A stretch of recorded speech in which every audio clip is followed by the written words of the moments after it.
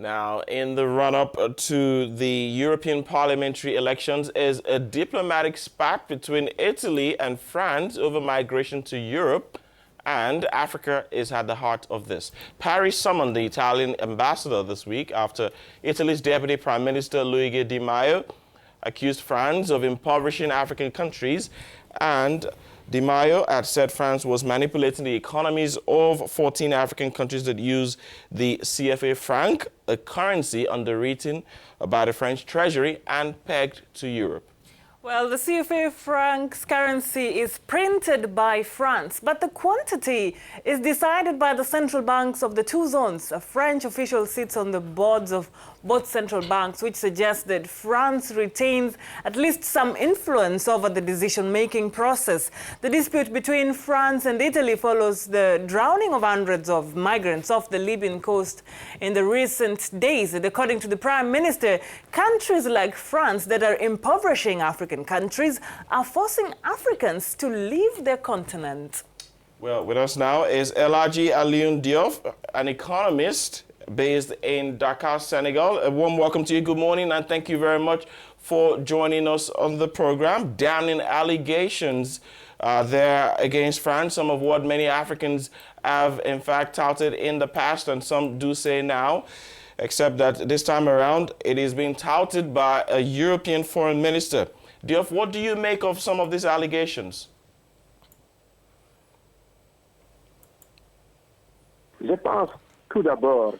First of all, I think it's a lack of respect towards Africans and towards African leaders. Why can he think African people are people who cannot make decisions like that? Why does he think that France is imposing this on African countries? I think he's absolutely wrong to think so. Africans are sufficiently aware of their responsibility.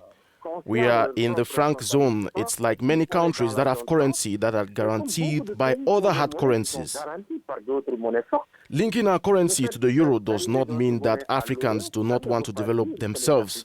On the contrary, the monetary question is an issue that is not upstream of the economy. I think the Italians too are in a situation where it is America that guarantees their safety. A lot could be said about this question. In the same way, I think that today, with the euro, it is no longer the Italian pound. It's a currency sovereignly accepted by Europeans. Yet, we could also find some faults.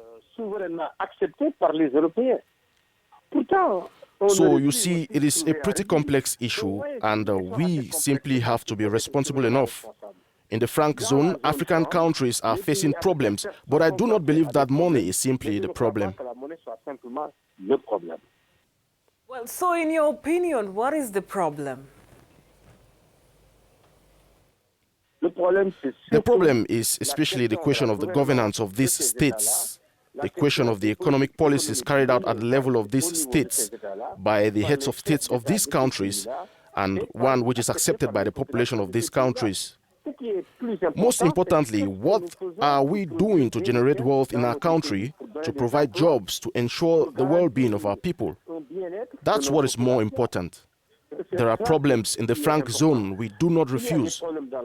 Many teachers write, there are Africans who write, who also ask that we leave this system.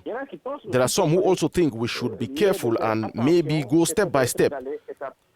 At the ECOWAS level, we are talking about the common currency. We are talking about ensuring that today both English and French-speaking countries can move towards a common currency.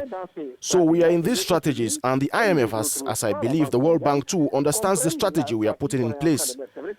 It is true that it is not easy to make a monetary unit with economies that are not complementary or that are different from that of Nigeria, Ghana, and that of Senegal or Ivory Coast.